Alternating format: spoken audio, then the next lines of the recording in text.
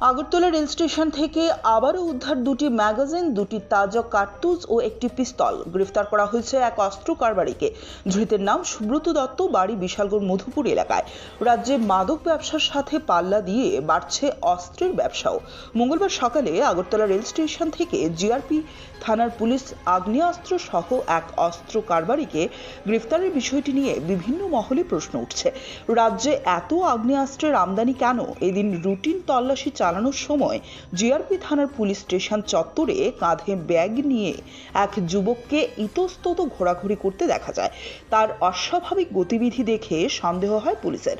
সাথে সাথে পুলিশ তাকে আটক করে তল্লাশি চালায়। তল্লাশিকালে পুলিশ তার ব্যাগ থেকে একটি অত্যাধুনিক 7.65 পিস্তল, দুটি ম্যাগাজিন এবং 2 রাউন্ড তাজা কার্তুজ উদ্ধার করে। সাথে সাথে পুলিশ তাকে গ্রেফতার করে জিআরপি থানায় নিয়ে যায়। জিজ্ঞাসাবাদে রেল পুলিশ জানতে পারে আগ্নেয়াস্ত্রটি বিহারের ভাগলপুর জেলা থেকে কিনে রেল যোগে আগরতলা এসেছে। মধুপুর এলাকায় একটি অস্ত্র ব্যবসার র্যাকেটের মাধ্যমে বিক্রি করার জন্যই আগ্নেয়াস্ত্রটি নিয়ে আসা। ধৃত অভিযুক্তকে পুলিশ রিমান্ডের আবেদন জানিয়ে আদালতে সোপর্দ করা হয়।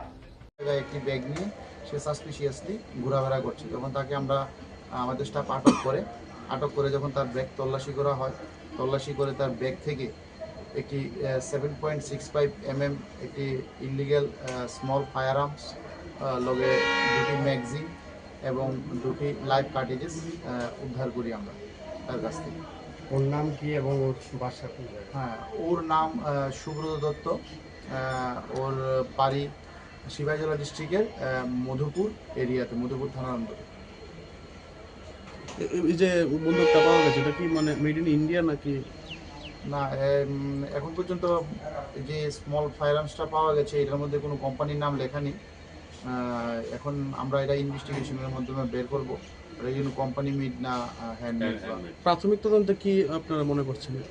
প্রাথমিক যে জিজ্ঞাসাবাদে সে জানিয়েছে যে সে এটি বিহারের ভাগলপুর থেকে এটি এনেছে এবং এটা মধুপুর এরিয়াতে এনে সে বিক্রি করার উদ্দেশ্যে, তাদের একটা র্যাকেট আছে, ওই র্যাকেটের মাধ্যমে এটা বিক্রি করার উদ্দেশ্যে সে এনেছে।